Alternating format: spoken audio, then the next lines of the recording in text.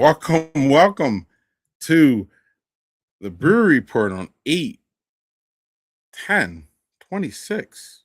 It is the Great Taste Recap Brewery Report. We have a loaded lineup for you tonight. Let's see. We have the newest tap rooms launching soon. We got info right on the lawn at the Great Taste. So that's going to be interesting to talk about. Fundraising. There's a bunch of local breweries, either established breweries or breweries in the making that are raising capital, but we want to tell you about. We have the Great Taste Recap. We are going to talk about the pours, the buzz, our takeaway from the weekend. We will absolutely certainly address the Nerdy Beer Brawl, crowning our champion, the Nerdy Beer guys, and breaking down the final results on that. We have new additions to the Badger Beer Report family that we want to make sure that y'all know about. And without further ado, it's time to I get everything in here?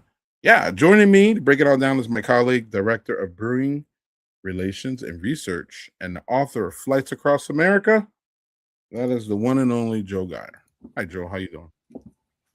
Good, Greg. How are you doing? We've had a couple days now to get ourselves together and take a deep breath after a very busy full week for sure, but certainly Saturday. Start to finish, it's a long day of, and it's a very different experience that I feel like each year that we've gone together, it's become more and more about Badger Beer Report, and so there's a lot more things for us to try to remember to do.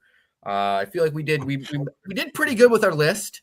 I felt like overall, but I mean, I feel like everyone that goes there has a plan, and I don't think anyone ever gets to every single thing they plan on getting to. So, well, didn't Bill Parcells say you have a plan until you get punched in the face? Yeah. So you have a plan until you get that first sip and you see your first friend and you get stuck at the amorphic tent for 30 minutes like me. Yeah. We tried to get we got a lot of talking in, during those first hours before general admission. And after that is just kind of a, hang on to your hat and, see what you can accomplish. See where it all lands. Yeah. So we want to welcome big numbers tonight. We want to welcome everybody in. I'm assuming, Joel, that we have a lot of new people in. So we're going to give y'all the brewery report experience before we get to all the Great Taste things and all the things we're doing here. So Joel, we got information right on the Olin Park lawn about our latest and our one that's going to be opening the soonest, right, Joel? Yeah, and one of the biggest projects being underway here in the state, Oak North, which is one that we've obviously been following closely since they first announced that they would be building a massive facility up in Appleton. And we were given some information that when we say soon, we mean very soon. The POS systems were in.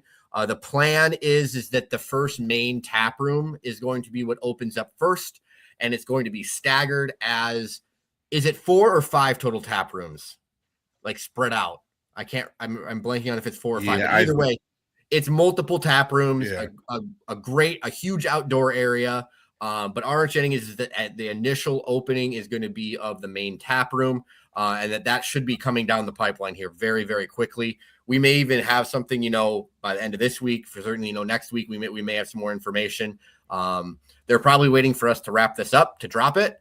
But either way, we're very excited to go and check this out. Obviously, if it's not obvious from what I'm saying, this seems to be a project that is going to, come out in waves. So it's going to be one that if you do go and visit it right when they first open, it'll be a very different experience than if you go back there once it's fully completed.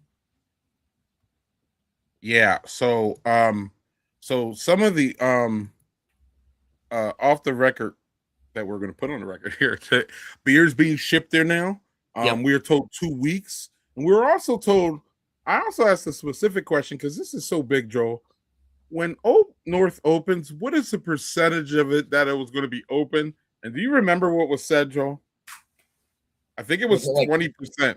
I was going to guess 20 because like I said, I think it's about 1, and there's either 4 or 5 total tap rooms in the outdoor area. So He didn't Right. mention if the outdoor complex would be part of that initial opening.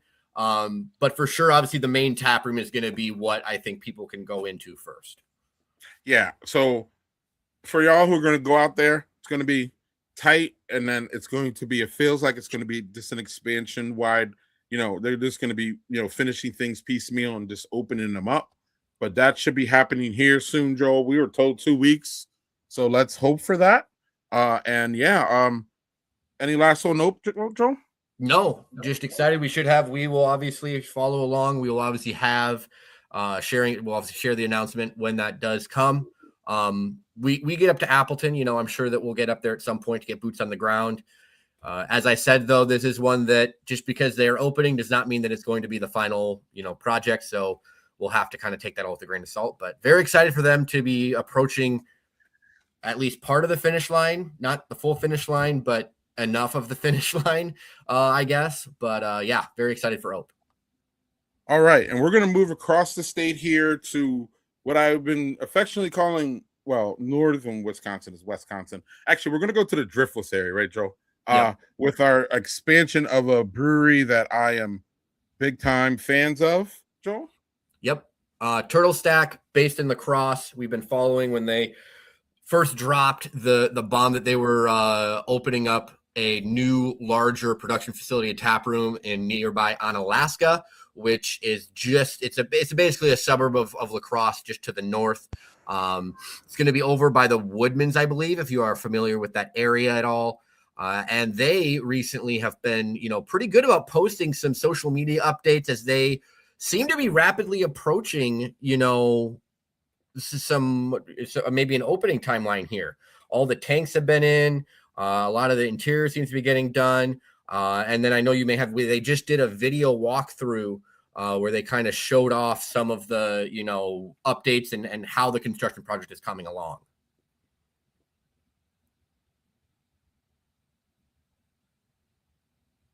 I'm going to play this show and you can talk over it. Yeah. No, I was just waiting for it to start here because obviously this is the Turtle Brew updates. If you go onto their Facebook and watch it, it is a lot of it is kind of tongue in cheek. They were showing off things like vents leading outside the building, pipes, obviously. Basically, though, what you're seeing here is that it seems like a lot of the big hard stuff is done. That I'm sure there needs to be some interior work done, but the brewery's all in there. Seems like all of the drywall's up. The exterior seems to be pretty much all finished. So yeah, we're looking forward to this. And I've said this each time that we've talked about it, because I know there were a lot of questions when it was posted. They are keeping their original downtown location in La Crosse. They are not going to they're not closing that. This is an addition. So yeah, this is a big project. This is another big new build that just kind of popped up. Hopefully I would like to get out to La Crosse and because I've had their beers. I have not visited either their original location and obviously not the one being built. So it would be fun to get out that way and check them out. Yeah, another tent that I missed. Yeah, listen, we had Lone Girl calling us out. We got a lot of breweries that, we weren't able to get to for, a multitude of reasons, mainly because it's great taste and it's chaos. But yeah, I would have liked to get over there just to kind of poke around more about the expansion. But yeah, either way, best of luck to them here, as it seems like similar to Ope. I don't know. I don't believe they're going to be opening quite as quickly as Ope, but they sure seem to be on kind of that final home stretch. Turtle Stack? Yeah, I mean, did you look at their interior looks just about as done as Ope's does right now. Oh, I thought this was gonna be a tap room though. It's both, yeah. It's gonna be both. Okay. I'm not saying it's gonna be open by the end of the month. I'm just saying that I think they're starting to get in here on the home stretch. All right. Well, one that we know we won't see until 27 is this one. They are One Barrel. They started originally in Madison. They have moved up to Door County, and now, Joel, they're doing what? Yeah, so based in Egg Harbor. I have not been to their Egg Harbor tap room. The only time I visited them was, as you mentioned, in Madison. But the Egg Harbor-based brewery now, they announced a while back, I forget what month this was, that they were going to be taking over the former Abbey Bar in downtown De Pere. And then after this initial announcement, though, there really has been radio silence on this project, not really any updates. And I'm assuming that had to do with paperwork and, leases and all that kind of good stuff. But shortly, 2 days, I think, before the Great Taste, and then the morning of the Great Taste, we did finally get some updates, as it looks like whatever needed to be completed was completed. They have been given the full go to begin on this construction project. The post said that they're opening in early 2027. There's also going to be an attached, like a wine bar type situation business along with this tap room. And this is obviously one that we're keeping close tabs on, because not only are they opening, but our friends at Nicolay Ale Works are going to be opening just a few doors down from them. And so Nicolay is hopefully coming in here before the end of the year, but in a matter of less than a year, whatever, in a matter of months, De Pere is going to go from having 0 breweries to having 2 breweries downtown, relatively right next to each other. So very exciting. Although I guess the One Barrel, I believe, is just going to be a tap room. I'm not sure. They might be brewing there. I have to double check on that. I'm blanking on that at the moment. I thought there's going to be brewing equipment there, and yeah, technically, it's Cocoon De Pere. Are they technically? They might have downtown. A De Pere address. You're right. Yeah, but not downtown. They're certainly not downtown. No, they're not. Yeah. Right. The De Pere downtown has no brewery at this point. But yeah, they do technically have a De Pere address, though. That's a good catch. I always forget that because I consider them Green Bay, but right. It's not downtown though. And De Pere downtown has none at this point. So that is going to be a desert that is served here pretty well, actually, because we have, One Barrel is not a new spring chicken like Nicolay. No. Nicolay, actually, neither of them are spring chickens. Actually, no. Nicolay's just didn't have a space for a while, right? But no, they've been brewing for a couple of years, and One Barrel is obviously big one there. I mean, they're commuter Kolsch. I mean, they have several beers that are fairly well known, I would say, in the craft beer community. Yeah, and Joel, we will address this later, but one of the emerging locales in Wisconsin, but growing is this whole Fox Valley and Green Bay area, and including that is another one that we hope will, or that we suspect will be coming in 27. But there looks like there's maybe you need a little crowdfunding help here at Quiet World, Joel. Yeah, and we've talked with David Lamb quite a bit, the owner and founder there of Quiet World. This is the one that we've covered where they are going to be a big music venue, restaurant, brewery, a large brewery, all taking over. They're renovating this huge barn event center. Yep. And so he already has his food truck going. You can go and follow on Facebook. He's very good about posting when and where he will be with that food truck to try to start to get the brand out there, get people to recognize the food. However, he did recently post that, in terms of, I don't know exactly, I'm sure that it costs to deal with the renovation of the barn or, reconstruction of it, however that may be. He did post a GoFundMe. We shared that link on our page. And if you go to Quiet World Facebook, you can find it there as well. So you can read more about the project. We have, again, talked with him quite a bit, and I would assume that we will get to hear from him more again as hopefully this project moves forward. He was very open with us that this was not going to be a quick turnover for a project. Hey, and David's right there watching us. Thanks for the mention. Yeah, David, I mean, we are shouting out Quiet World. This was a project that when Greg and I hopped on the phone, we were very excited about. And yeah, we will continue to monitor and follow and do whatever we can. And do you have anything to add, Greg? No.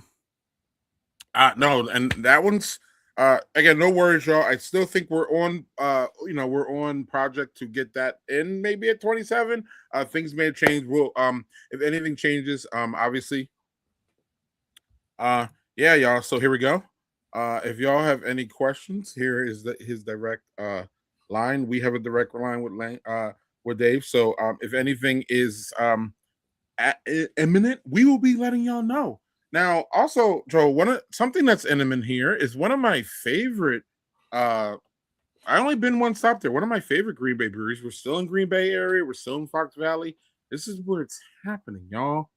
A lot of things are going on. Real quick before we go, 27 is still the plan for Quiet World. David. Good to hear. Good to We're hear. we're pulling for David. That sounds like we've been in love with this project since we heard about it.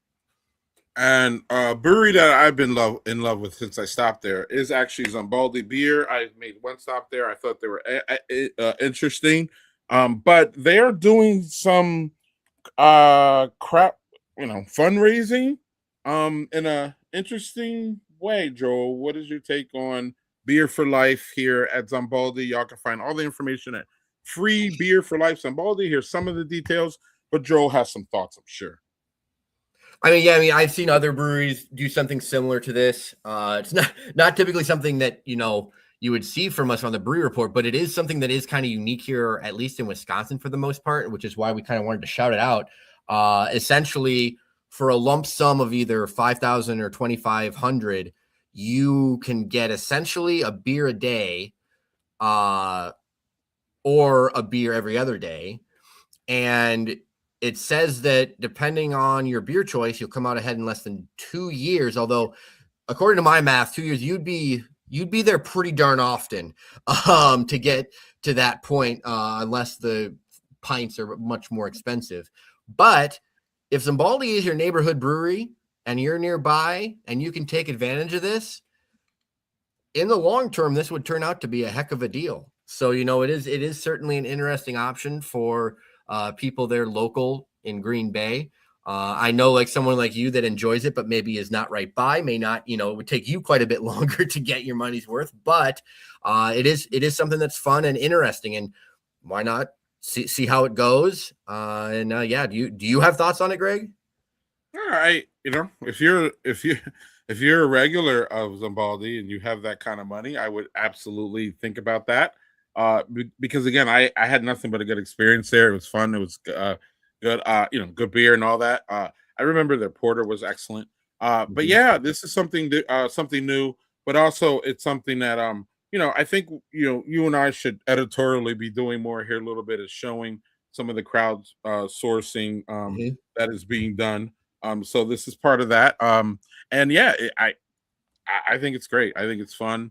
It only, it's definitely hitting, their regulars, they're, giving something to, their people. And also, this is one of the best ways you can see if you love Zambaldi and you're close.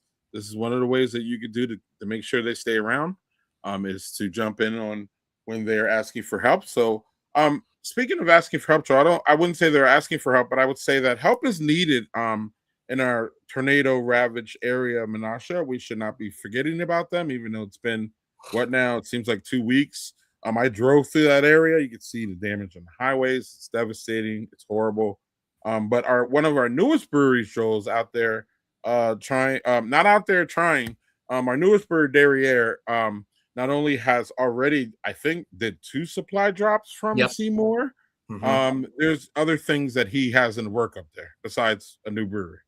Yeah, I mean, and he truly is. I mean, Derriere is the newest brewery as of right now in Wisconsin, and we're continuing to stay in the Fox Valley, though.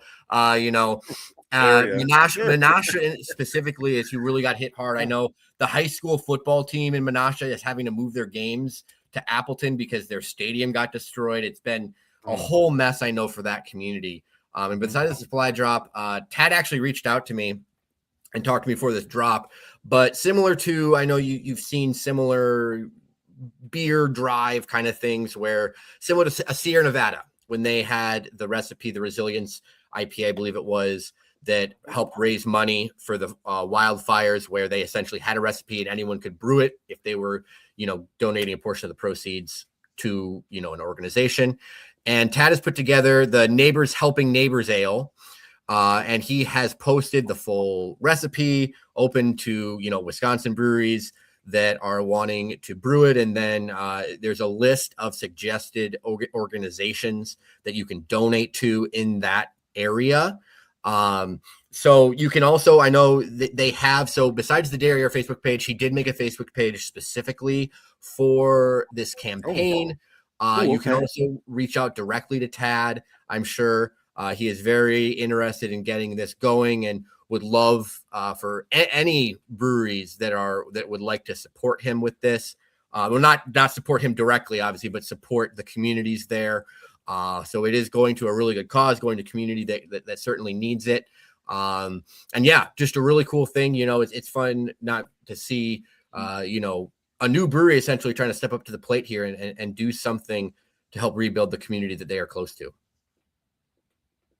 Yeah, you can get all this information. We will post out the specific page for this, but you can get this on Derriere Brewing, definitely Facebook, and you can get Tad's. You can directly connect them there through that, and nothing but love to our people in Menasha, and we hope so this drive, y'all, goes from Labor Day to August 31st.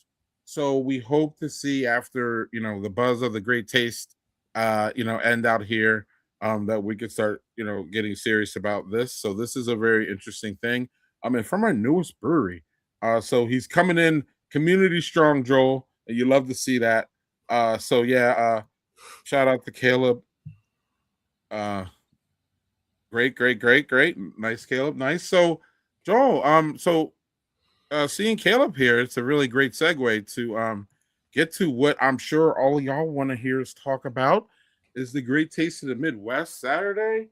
Woo! What a whirlwind! What a whirlwind, Joel. I don't even know where to start with all this, but speaking of Caleb, there he goes. The Badger Beer crew. Man, we just love this festival. It's just goodness. There's Chelsea. The 2 minutes we saw Chelsea. The 5 minutes we saw I saw Chelsea, I think a little bit more than Chris. And then I don't know. I think I saw Chelsea. I'm the opposite. I think I saw Chris a little bit more than Chelsea, but either way, neither one was for long enough. Yeah. And y'all, so really quick, Chelsea and BJ are coming up here in an hour and 15 minutes. So you'll hear everything that Chelsea has to say. You also hear BJ's side of everything too.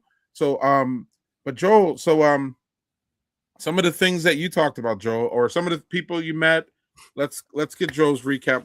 Let's get in here. I felt like this year was almost more of a whirlwind than any year previous, because I would say that this was a year that I tasted fewer different beers than any of my other prior one, simply because I was spending a lot of time talking with people, making connections. So some of them were obviously connections that we already have, such as you can see there's Sarah at Mobcraft. We love Sarah. We may have some other projects coming down the pipeline with her. We will see. And meeting up with the Torzalas was fun. And then, there's a lot of people that we were crossing paths with last ditch, people that we already know, as well as you were able to introduce me to a few people that as a whole BBR has some, connection with, but that I personally did not. And so I'm really excited about starting to grow the relationships there with places like Alt and Herbery, and, getting to check in with a lot of different folks. It was a lot of fun. Seeing Matt from Sway was excellent. I didn't get a picture with him. I didn't see Matt. I didn't see Matt on Green Face. I saw him at New Glarus. Which is wild. I think you were, because Matt was at the tent when we were there, but he was kind of in the back, kind of stepping to the side. Either way, though. But yeah, in terms of the beer, though, I mean, I did still have some really fun beers and some really good beers. Starting with the top left, one thing I wrote about, my favorite dark beer of the day was the chocolate coffee peanut butter porter. Thank you for accenting that. Thank you. Copper State. So this is weird because I believe I technically had this beer when I visited them, but I visited them back in when they first opened, like when they were brand new, like they were like they had not been open very long. And I think I had this beer then, but I didn't remember it. So it was basically new to me because it's been so many years. And it was so good. I'm a sucker for peanut butter in dark beer.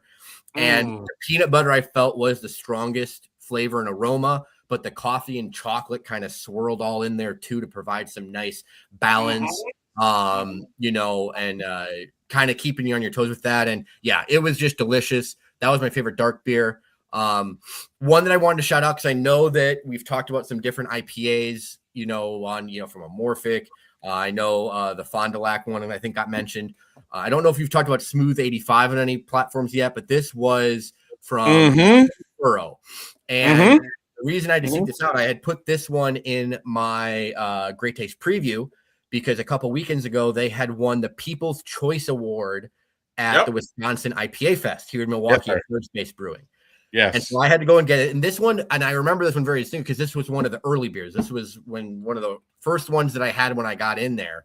And this was a hazy IPA that took me back to like the roots of the real banger New England IPAs from New England itself back 5-10 years ago. Like when we lived up in New England, that would have been in 2017 for several months when we were traveling. That was when I first really got into New England IPAs, and there were some crazy good ones. And the tropical notes on this thing, it was so like soft that just the aroma was just bursting out of it. It shocked me. I went in expecting to at least like it because it blew me away. It was my favorite personal IPA, I think, of the day. Some other ones up there. Hold on. Can I get it? Yeah, can I get it? Yeah, absolutely. So, for sure. Shout out to Kylie, who was the brewer at Hillsborough. I also liked his you have a picture. I also like that Pop-Tart thing. It was good. Oh, but, yeah. He's 27. He's one of our youngest brewers, and he's an emerging brewer, I believe. They got 40 taps at Hillsborough. I cannot wait to get out there. Shout out to Kylie from he's young. He hasn't been on this beat he's been the brewer for less than a year. I got a picture of him.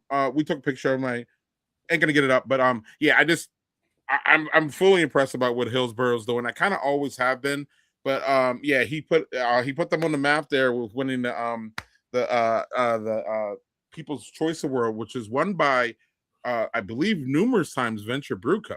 So he's out. That's good. That's good area to be in. And the Pop-Tart Paradox was fun too. Hillsborough, big shout out. They were actually one of my standouts actually from the ones that I did taste. Joe, where else are you going here? It looks like G5 down at Beloit, right?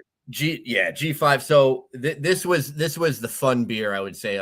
I had some other ones, like I did try the Pop-Tart. I tried some other fun, interesting beers, but in terms of visuals, this is probably the most vividly colored beer that I've seen beers that are red and blue and all shades of different colors, but in terms of an unnatural color, I mean, this looks like Caribbean waters, like pure light tropical blue.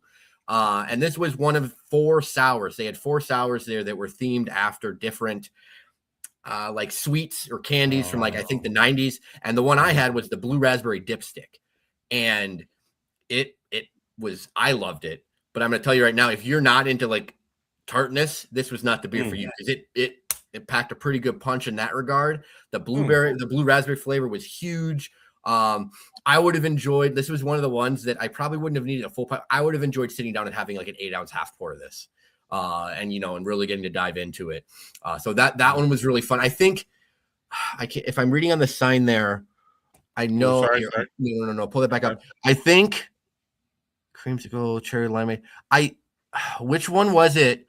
I can't remember which other one that we did try, but they were all very flavorful for sure.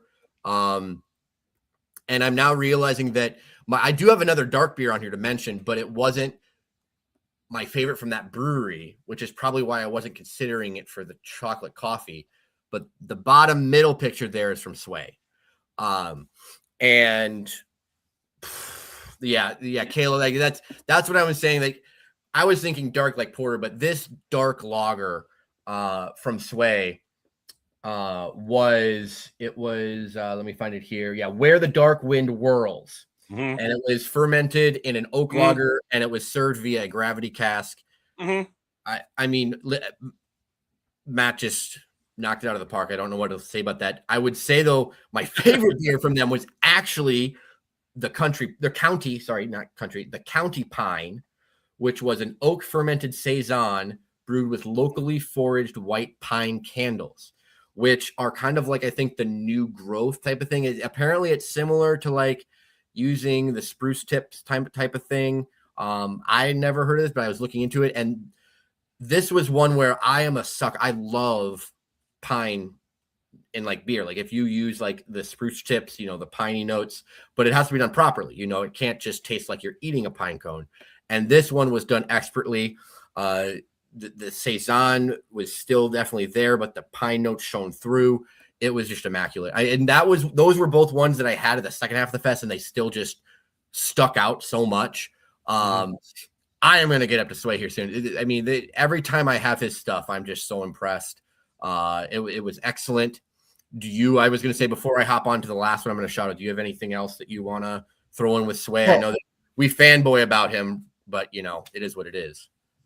Well, I had that at the 4th anniversary party up at Sway, and it was the best thing I had there, period, dot end. It was by far. It was like, this is stellar. This is spectacular. Actually, my timing, I rolled up there and I had the first pour somehow, Joe. It was amazing. Right off the cast. VIP accents. So, I have good timing with these things. Yeah. But anyway, that was, I didn't have it. I forget what I had at Sway that day. Another one I actually liked was that Vault collab. Actually, I remember I said I didn't like it at Sway, but I think I was just overwhelmed with Sway. And then honestly, it was just a straightforward pill. So any kind of like straightforward beer, when you're at Sway and he's got all these fodder and the oak fermented like saisons and the watermelon thing that he had that was really good too. So Matt's a maestro, we already know. So that beer is one of my favorites too. And Hinder. Yeah, well, the reason I wanted to shout this one out for sure is that they had a Grotzer. And as Greg knows, this is one of my favorite styles. I love this style. You never see them, but the super light ABV, smoked wheat, like it's just, it's so good. And that's why I just immediately had to go there and give it a try. The first time I ever had one was at, what is it? What's the brewery down by the Austin airport? Live Oak in Austin was the first time I ever had a Grotzer, and I've been chasing that high anytime I can find one. So that's why I included that. I mean, and I'm sure that you're going to mention some others. I mean, I had great beers at Working Draft, McFleshman's, Flicks. What was the beer that we had at Alt? Was it the Doppel? Hold on. If you want to take a second, you want to talk about, you can talk about Flicks. Let me go look. I'll go look at the app, and I think I can figure it out. So I'm with Joel. Like this year was a struggle bus for me as far as having beers. It really was, and it was really figuring out like having the beers and making the connections and talking to people. It was just a mess. But what I do remember is this: I walked in. I was in. Meeting people getting early. I walked in. Ron from Amorphic was there. There was no line. And I just went down, Joel, and had like 5 of his beers. 4 of them were bangers. The only one that wasn't a certified banger was that 7-Up beer, but it was pretty good because it tasted like 7-Up. But he had some rice. He had some Vietnamese rice lager. I mean, the Biohoy Cola, It's just So Ron from Amorphic. Of course, I enjoyed my McFleshman stop, but I was there recently, so I just had 547, got out of there. Flicks has always been so shout out to Flicks. They're award winning. They're in they have this little Joel. You were at Flicks, right? You saw So there's this little box brewery that's like it's just I cannot wait. We talked to the brewer and he's like, yeah, you can come for a brew day. So I cannot wait to get there. That was a pleasant surprise. Everything is really good there. The only thing that stops me from going in there is that it's in the mall, y'all. And it's like a mall brewery. So like, I'm kind of averse to the mall unless I drop my boys off there. And I don't know, now they're old. We're past that. But, Flicks was great. Obviously Sway was great. My stop said stopping, meeting with Lyle, his, Chris talked about it. There's a reel out, Chris. That his experimental series is his experimental series with his, the hops that he's doing is really great. So I didn't even get to the collab station, y'all. I didn't even see my favorite vault. I walked past my favorite Giant Jones. I don't even know where I did Delta not walk was. past Giant Jones. Yeah, I saw. Actually, we didn't. Well, they gave us our things for our contest. So Well, you I had didn't been walk. there. Yeah, I you had already been there. I live there. That's my third Yeah. place. So like, and they were doing some fantastic things. But my point is that like my schedule wasn't about the places that I like. It was about just going to different places and actually, making sure. Stopped at Hoya Hop House. I don't even think I had a beer there. I saw Jared, talked to Michelle. I don't even think I have a beer there. I tried. I had Laminer. It was good. I don't know, Joel. It was this kind of it was for a beer tasting guy, the Great Taste was kind of a mess for me, if that makes sense. I know. But Joel, so did you have anything before we Yeah, move I had on? the one. It was the Oktoberfest from Alt. It was their Marzen. Oh, I don't think I've had that one. I believe it was. At least that's the one that would make sense on here. I thought you said it was maybe a Doppelbock, but maybe I misheard it. Either way, whatever we had it would have been, to me, it tasted like it could have been an award-winning beer in like if it had gone in a regular category, not even gluten-free. As we should clear, I think most people watching this probably know that Alt is fully gluten-free. But that Alt is full of bangers now. They have really improved. They make some excellent stuff. So real quick, I didn't talk about what I was drinking, unfortunately, but or if you're done, actually you be done and then I'll tell you. Because this is gonna be our segue out of this part. We can of course, Joel, you're part of this. Always more than I can, BS about. I got enough beers to talk, but like overall, those were kind of, the package. You're a co-host and co-producer of this, so we can always go back if you want. But I'm going to say that I've been drinking Das Fest Prost Pilsner. It was given to me by Nerdy Beer Guy. This was the Das Fest festival that he was at, and this is the beer that I believe Busterbeck's, which is another brewery I didn't get to, at the Great Taste, brews this nice, fine, drinkable Kolsch.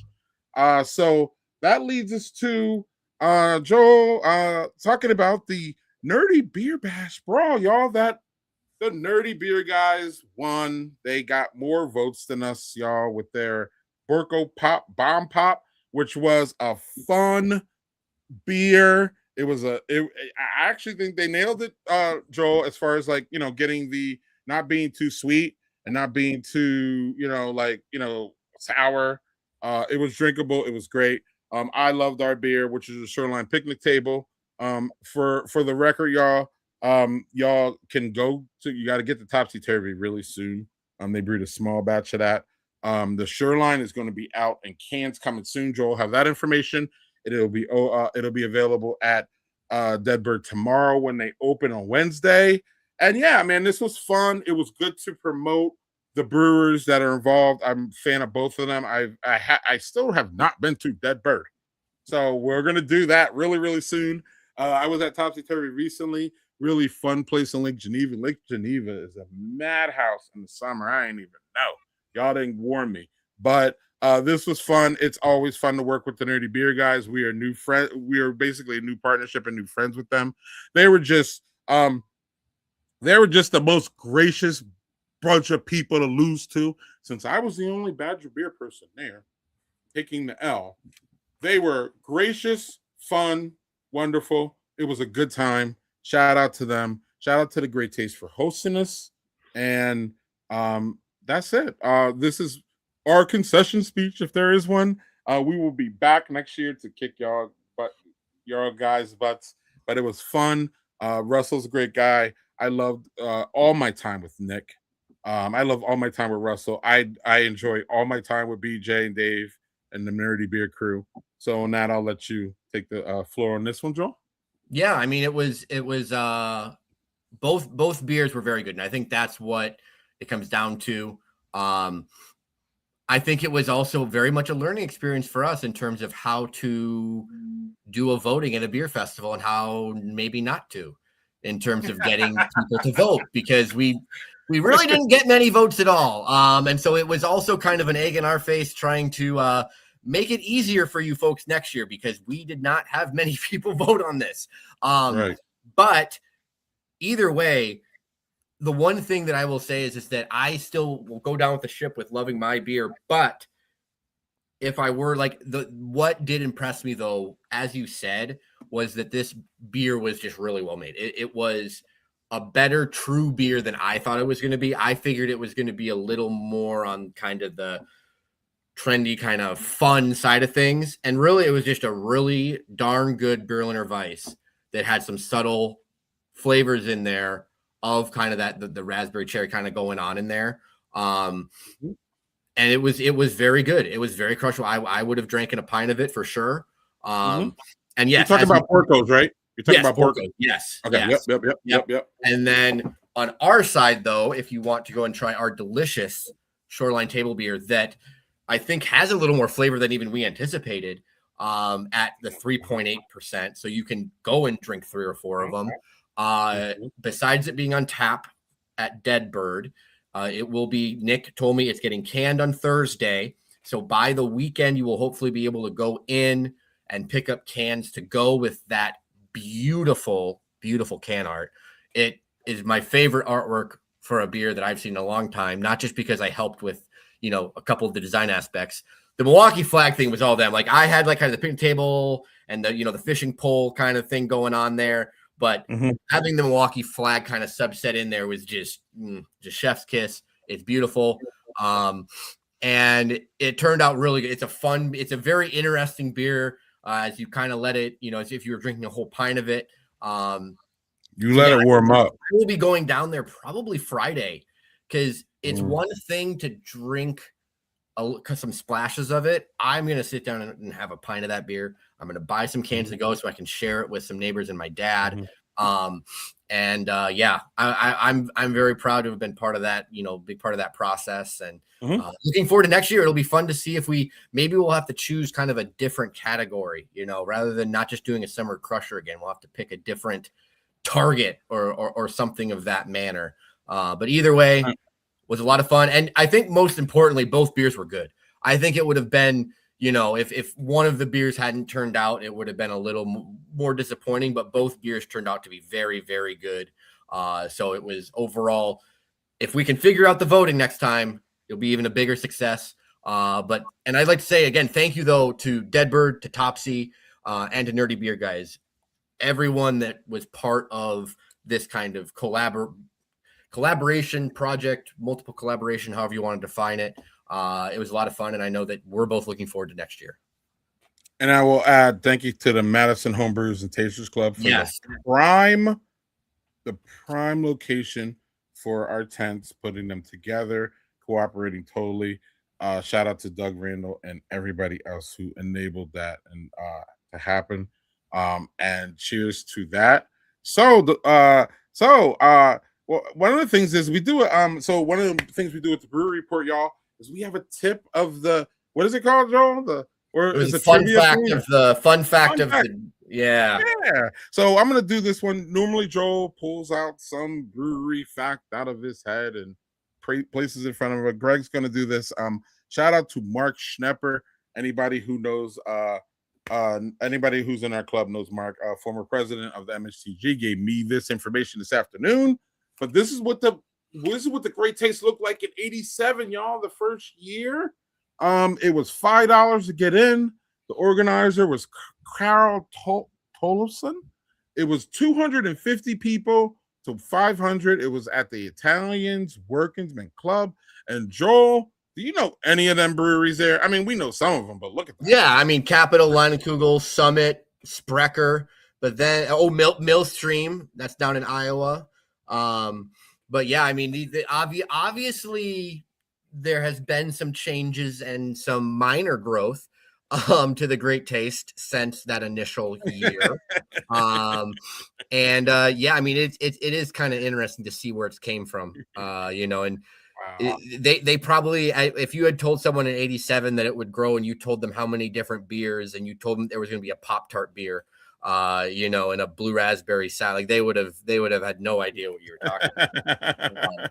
But yeah, it's fun. And we're hoping to maybe do some different, Greg, we got some things we're thinking about, some projects with like some Great Taste, brands and logos and stuff that we're kind of working on behind the scenes. But either way, I just find all this stuff interesting, like the history of the Great Taste, what it has looked like throughout the years. And it's my favorite beer day of the year. It's my favorite festival.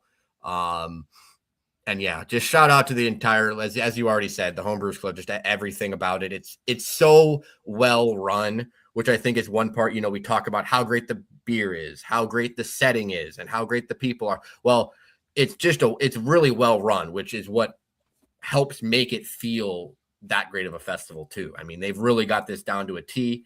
And I'm already counting down the days till next year. I got to put in a clock, I think it's going to be on the 14th next year. So we're actually more than a year away.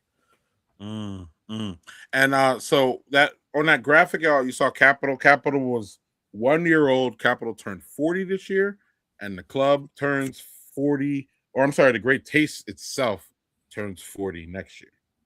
I think the club precedes the Taste. I'm not sure, but Capital, shout out for 40, and Great Taste 40 should be. I don't know how they're going to make 40 even better than 39, but you know what, Joel? They're going to do it.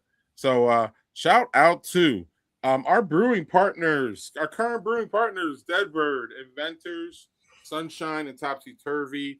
Every single one of them has. Sunshine will have the Stout Blooded American soon, but until then, you can go to Giant and Delta Beer Lab and Giant Jones for that. It will be on Sunshine soon. The Topsy Turvy, y'all, has the Borkos Nerdy Beer.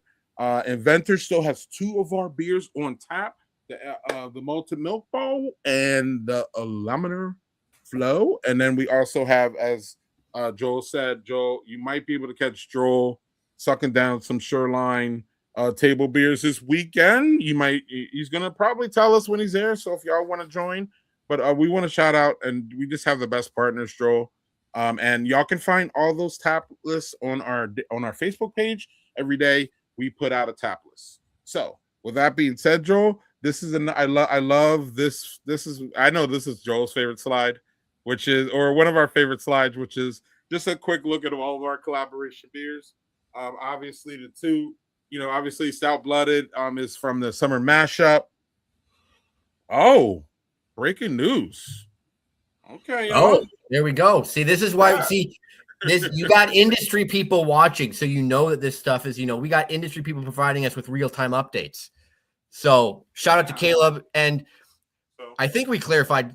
Caleb is a brewer subject. Caleb brewed Stout Blooded American, and it turned out phenomenal. So if you go and you enjoy it, make sure to thank Caleb. All right. There you go. So there's that. So there's 3 places you can get Stout Blooded American tomorrow: Giant Jones, Delta, Sunshine Brewing. Wonderful. That beer deserves that outcome. It's exquisite. I hope y'all get a chance to try it. It really is a well done stout on 2 levels: the homebrew level and now the pro level. So with that being said, Joel, I kind of took it down, the amount of people that we're going to keep an eye on this month. But of course, you can always add if you want. You can always add if you want. What you got on these 3, buddy? Well, we already talked about 2 of them in a way, Nicolay and Ope. But I would like to shout out Layman. For a couple different reasons. One, I just like the folks there, and I've mentioned that before. 2, they continue to be excellent. Joel, Joel, hold on a second. I'm sorry. Let me tell everybody where Layman is if they're not familiar. Oh yes, it's West Allis, here just west of Milwaukee. Very small spot. They are currently undergoing a renovation.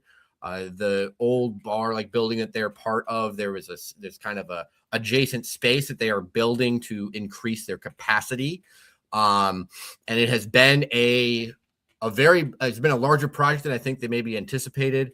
They recently posted that things have been pretty tight there with some of the timeline stuff and with the big expansion project. And they were asking folks that if, they enjoy Layman and what Layman provides for the community, to come out and support them. They also have been one of the best, if not the best brewery at providing very regular updates on a construction process. Sarah, the co-owner, has been doing lots of videos showing kind of what they're doing on almost a daily basis. And so it's been cool to kind of see things coming along. I saw flooring going in. So it seems like they're making some really good progress. And this is one that I'm sure I will go down and check out once they cross the finish line. Yeah, I haven't been to Layman yet, so You I got to need to get get to there. that one. Yes, sir. Yes, sir. So, without further ado, we have a big announcement, and then we're gonna get out of here, y'all. Our big announcement is we are adding 2 people to our crew, and here they are. Carrie from McFleshman's. Maybe y'all know her. She's a bartender and just a wonderful, warm person behind the bar. One of my favorite people at McFleshman's. And we have Kyle, who is from Lion's Tail. They're going to be helping us cover this area that Joel and I can't stop talking about, y'all, which is Fox Valley, Green Bay area. They may get up to Dora County. We had some reports from them from the field. Yeah, welcome, welcome. So they're going to be correspondents for us, y'all.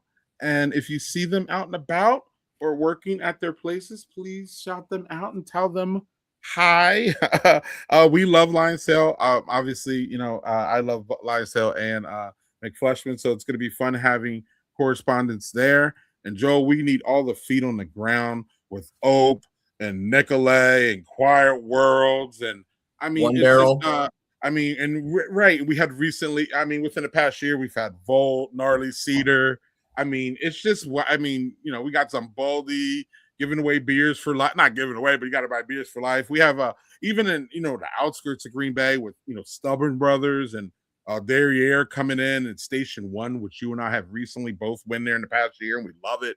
So there's just a lot going on. So we feel that Joel and I are, we can't get up there all the time. So Carrie and Kyle are going to get it done for us and the team and Wisconsin beer in general. So shout out to them. We rarely do this, Joel, but we're going to do the old.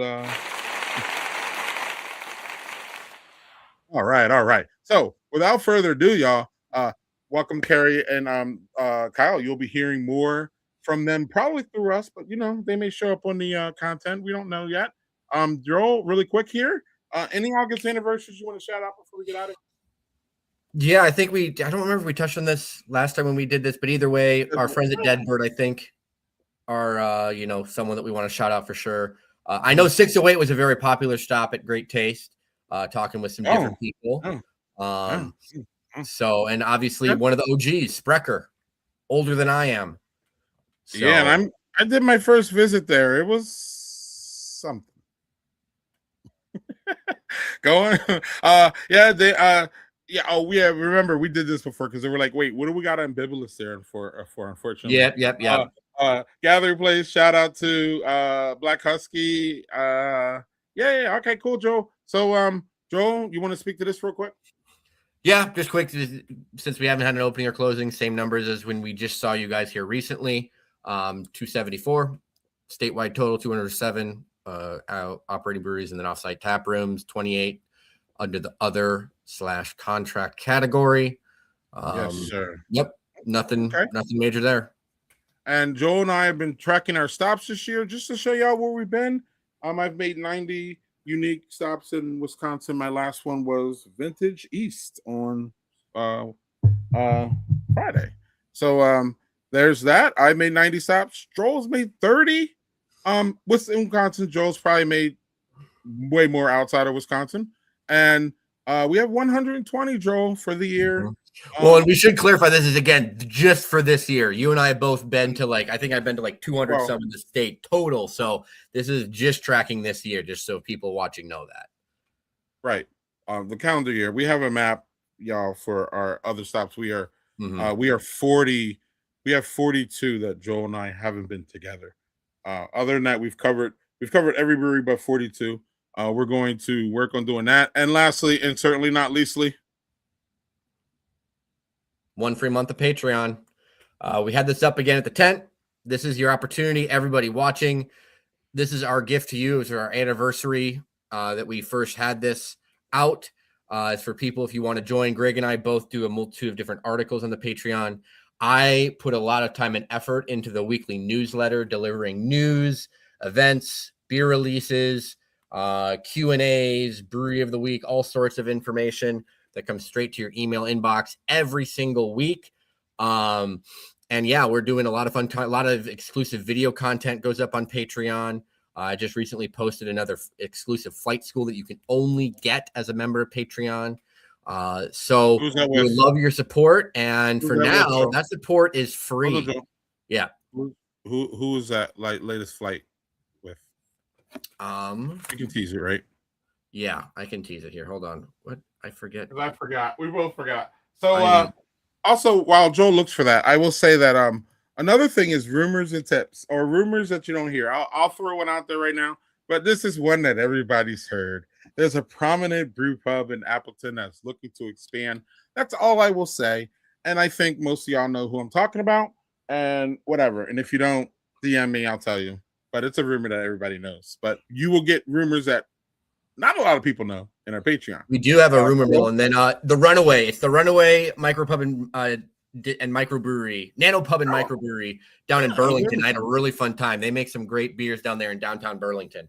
All right, Joel. Yep. Excellent. So, Joel? Whether it's where you are visiting or where you're living, be sure to drink local everywhere. Cheers, everybody.